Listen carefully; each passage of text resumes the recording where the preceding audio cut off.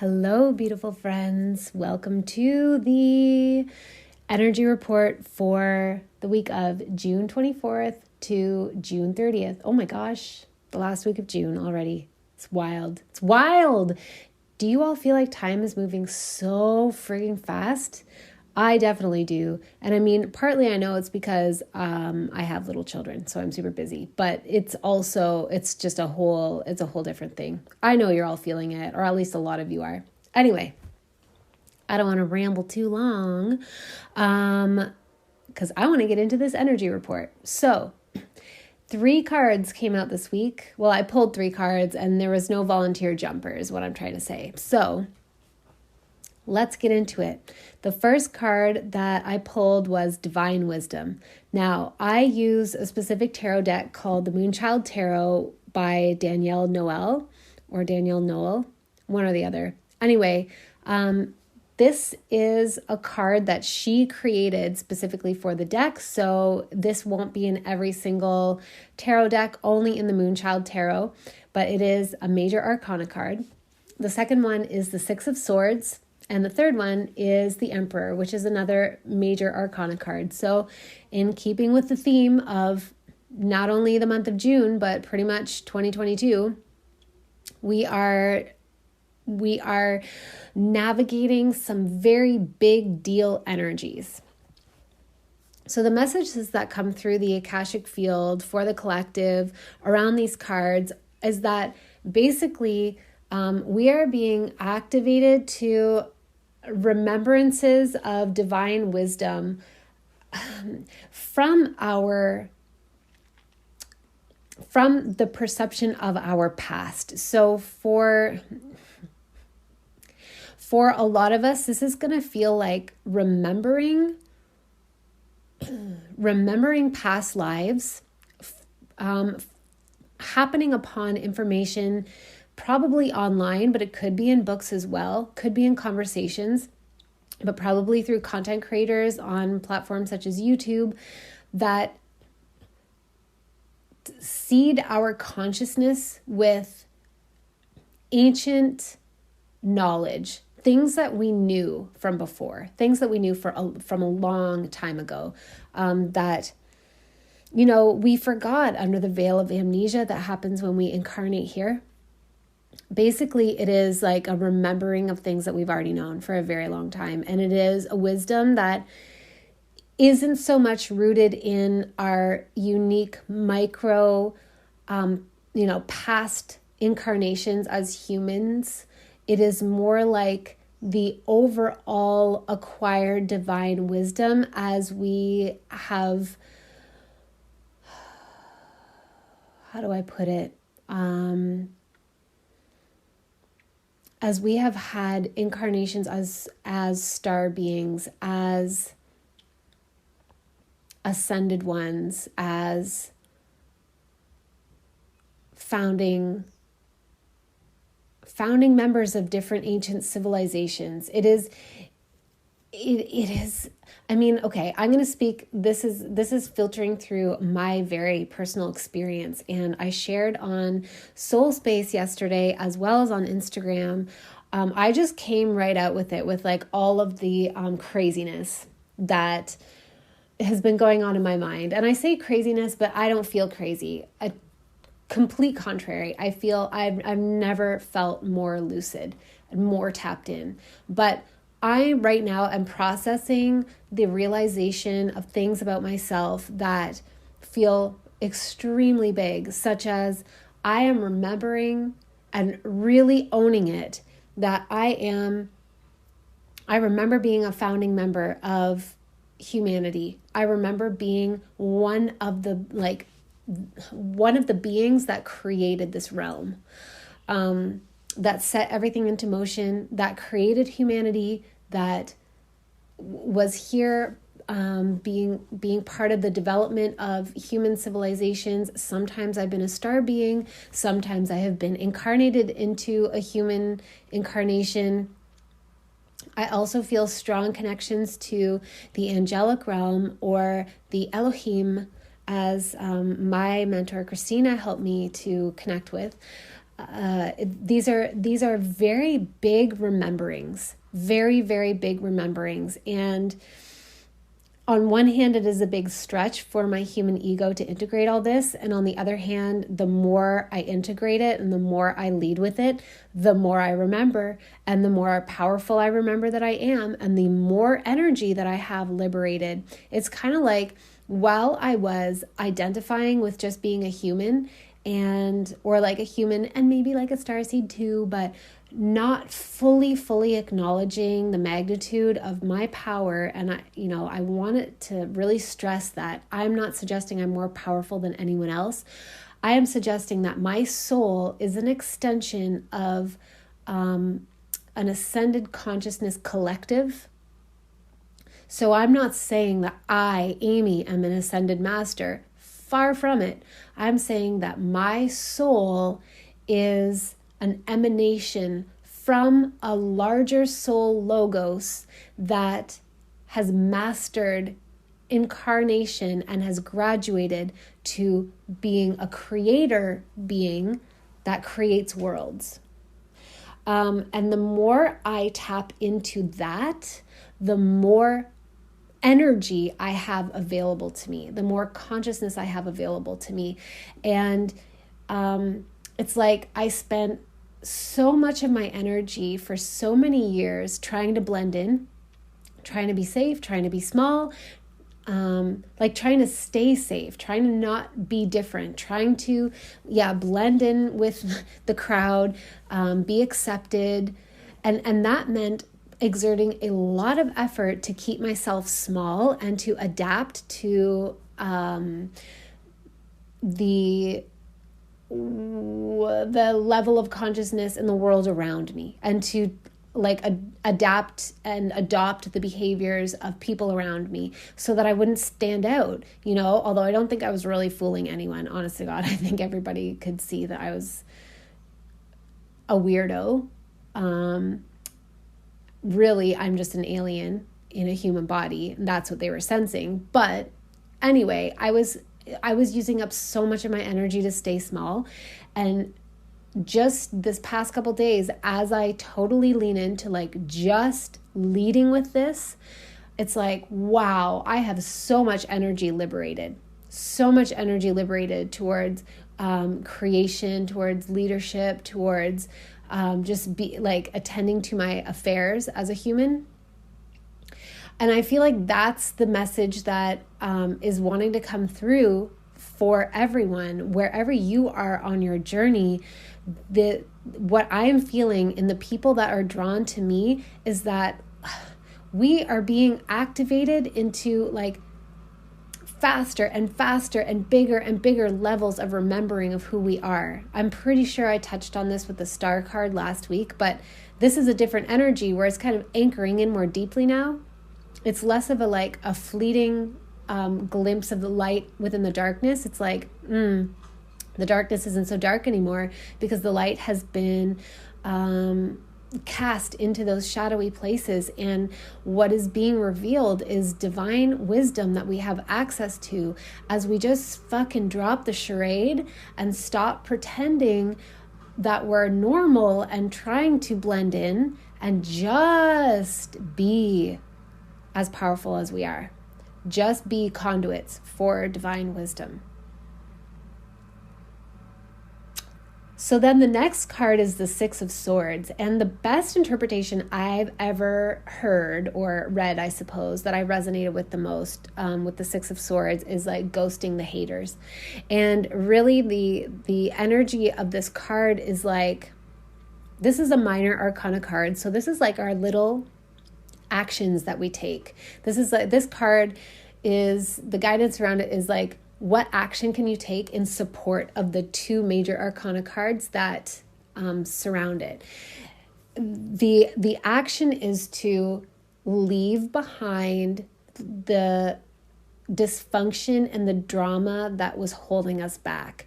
So if other people in our lives are dysfunctional and are, choosing to loop around in victim narratives of their own creation, we just do not need to give our energy to that anymore. It's just, we are helping them by ghosting them in a sense. And I don't mean, it depends on your unique situation. Maybe that's what's really called for in this, is like just totally cutting somebody out of your life, whether you're letting them know that in advance or not, but just like drawing a hard boundary where you're like, I cannot participate in this dynamic anymore. I can't do it.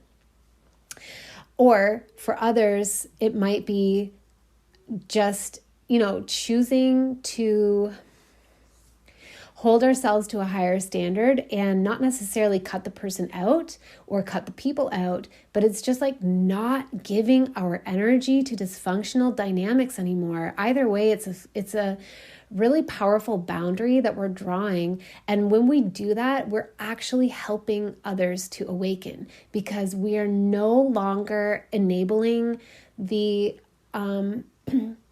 unconsciousness that has them looping in victim patterns. And I can certainly speak from times in my life when I've looped around in victim narratives. And those times were so uncomfortable because I was disconnected from my own power. Those were among the most miserable phases of my life. I don't want to be stuck there. And yet at the same time, I've learned, and I'm sure so many of you have as well, that we cannot actually liberate anyone else from their illusory constructs of victimhood. They have to liberate themselves. And there's a reason for that. It's because in order to move to your next level and calibrate to your next level, it means that you have to accept your own power and you have to make moves and changes out of that place of power. So if somebody else is coming to rescue you, you aren't powerful, are you? You're not connected to your power. If someone is rescuing you, you are still in that victim kind of state. And when we codependently kind of do that for other people, where we feel like we need to rescue them, we need to stay with them, like what if they feel abandoned? What if their feelings are hurt? What if they, feel betrayed or whatever by my decision to draw this boundary and no longer participate in this dynamic? We might be worried about that, and we might feel a temptation to stick with them so they don't feel those feelings. But guess what? Those shitty feelings that are so uncomfortable might be the thing that catalyzes them to finally look inward and take inventory and take personal responsibility for the choices that they're making and their perception. And that can be the catalyst that unlocks them, unbinds them from this looping victim narrative that they've been in. So this could be the collective narrative. Like I just had somebody share with me today the Supreme Court decision of overturning Roe versus Wade. P.S. This is a massive loosh grab. Don't give it your energy. Just don't give it your energy, please. But that's an example of the Six of Swords too, is the decision to not give it your energy, the decision to see it as an external narrative that in this exact very moment right now, you are not being affected by it. Maybe you will be affected by it next week. I don't know. I'm not saying you won't, but I'm saying right now in this exact moment, if you're choosing to give it your energy, from a place of enragement or despair or, hopelessness about the direction that humanity is moving or something like that, you are freely offering up your energy, your consciousness, your attention, your loosh to beings that understand this and set it up exactly this way so they can harvest your energy and keep you in a state of reaction rather than creatorship. So this also applies to these external narratives. It's just the decision and the empowerment to leave behind reactionary, codependent dynamics with the external matrix of reality. Understanding that your internal countenance is it's the deciding factor for what you experience. So coming back into sovereignty and connecting in with your power as a being that creates intentionally or unconsciously, unintentionally in every moment. And when you are in your sovereignty and in your power and you draw those boundaries and you decide to ghost the dysfunctional dynamics in the external matrix, then you are creating intentionally. You are plugging back into yourself and your own power, and you are creating from there, and your life completely changes when you do that. Completely. Like, I just did that yesterday in an area that I had kind of been like, it was pretty subtle, but I had been leaking a lot of my energy to an external, my perception of something external. And I just disconnected from it yesterday, and I feel so energized. It's wild. It's like the difference between day and night. So just take inventory, notice where you're triggered, notice where something that you hear or see or perceive from the outside world or another person is like kind of hijacking your energy, and just notice that, and don't give yourself shit about it. That's part of the kind of the trappings of the human condition that keeps us stuck here in these low frequency realms. So don't beat yourself up for it, but just notice it and be like, oh, I don't have to be leaking my energy to this anymore. Like, this is actually not affecting me apart from the ways in which I allow it to affect me. And some situations are stickier than others, and they're a little bit harder to see the way out, but I'm telling you, the way out is always inward. It's always inward. The exit is inside of you. And then the final card is the Emperor. So we've already seen this a couple weeks ago, but again, this is a major arcana card. And the Emperor is the divine masculine. And we all carry divine masculine energy and divine feminine energy, divine masculine aspect, divine feminine aspect. So this is calling on our divine masculine aspect in a way that is summoning us to like plant our fucking flag.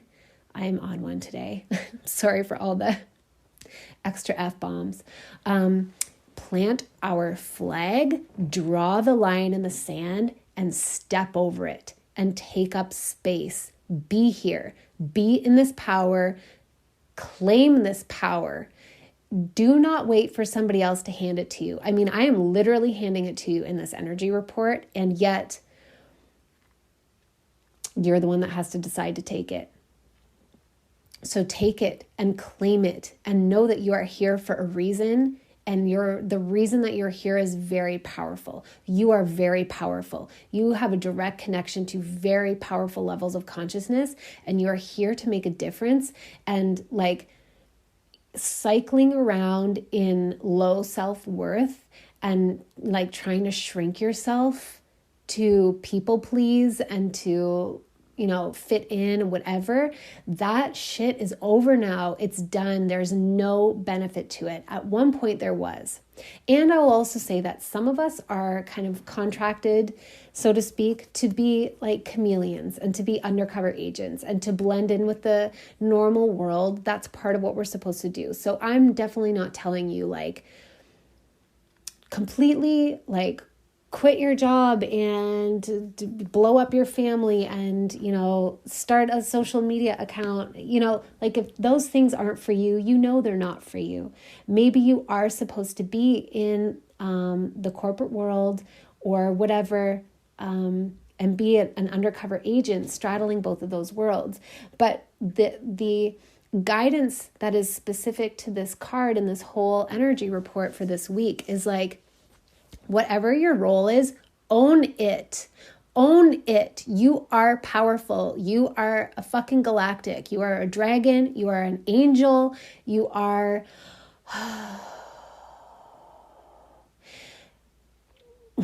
You are a wizard. You are an emperor. You are a priestess. You are a money witch. You are a manifester. Like whatever it is, own it and be it now. Lean into the stretchiness and all the triggeriness around it and just Like, be in it, lean into that, and let yourself be expanded. Okay.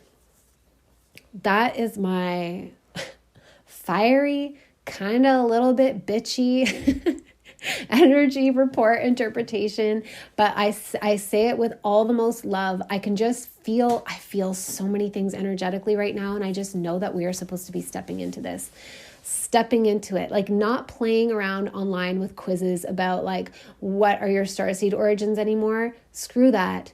It's, whatever that like BuzzFeed or whatever cannot tell you, okay? Tap into your consciousness and your intuition and own it. And even if you can't feel exactly what it is, own your worth, own your power, be in it now. All right. Okay, I'm going to do this light language transmission. Then I'm going to tell you about a couple things, and then I'm going to let you all go to just reverberate in this beautiful, powerful energy for the last week of June.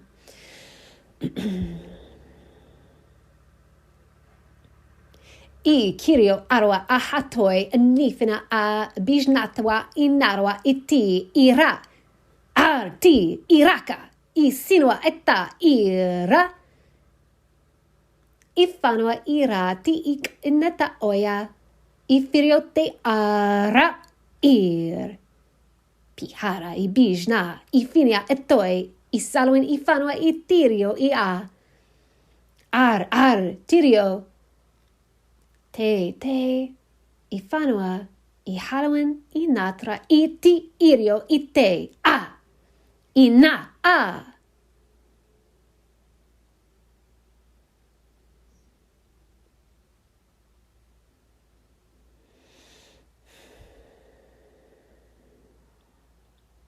Okay, my friends, well, that was a call to activation and action. Okay, I want to tell you about two things before I let you go. The first one is that 1212 is open for enrollment. This is my mastermind. This is my highest level container, meaning that you get continuous, constant, close access to me. We are working together. We are in almost daily conversation. We have weekly calls. It's about all this kind of stuff. It's just being in close proximity to me, and the speed at which I am receiving activations and psychic expansion and dilation is very, very, like, it's speeding up so much. It's becoming so intense, and being in my proximity helps you to calibrate to these activations, calibrate to your power. But it's also for the application of the Christ consciousness mastery. So if you know that you are here to be a beacon of the highest level of consciousness and the highest level of light, and yet, it is a challenge to adjust to it on our own. Like, we cannot do this quietly in secret. We need each other. We need to be in community and doing this in a way that puts it on the front burner. Like, this is a devotion and an application. If this calls to you, if you resonate with being an angelic, a dragon, a priestess, a sorcerer, a sorceress, then you need to be in my world. So send me a DM about it. Send me an email or an Instagram message, and I will share the information about it with you. And the last thing I want to tell you about is my upcoming program. Both of these start in July, so we have a small amount of time before they get going. My upcoming program is called Sorceress, but it's also for men. Sorceress is the word that wanted to come through, and it's called Sorceress, the Call, because I received a transmission about what we are being called to, and essentially it is like we are being called to become vessels and channels for the light, and it is like how to be that channel, how to do it. It's a 5-part transmission on how to open up and channel, how to know what you are channeling, how to hold an amount of light that is so powerful that it has the potential to blow our circuits if we are not ready for it. So how to be ready for it, how to prepare, and how to clear, step aside and clear ourselves out of the way so that we are pure, the purest channels that we can be. If this resonates with you and you know that you are supposed to step forward and be a channel for the light, then join me. It's on early bird pricing until midnight on Sunday, and then it goes up to full price. So the early bird pricing is $444, after which at full price it will be $1,111. So if these things call to you, if you are feeling your power and your activation in the world right now and who you are supposed to be, then reach out, send me a message.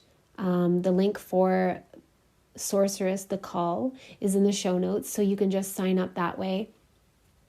And yeah, that's what I got for you. I love you all so much. I hope you feel that light language activation, and I hope that you feel your incredible, rich power as it emerges at quantum leap levels right now. I love you, beautiful soul family. Have an amazing week.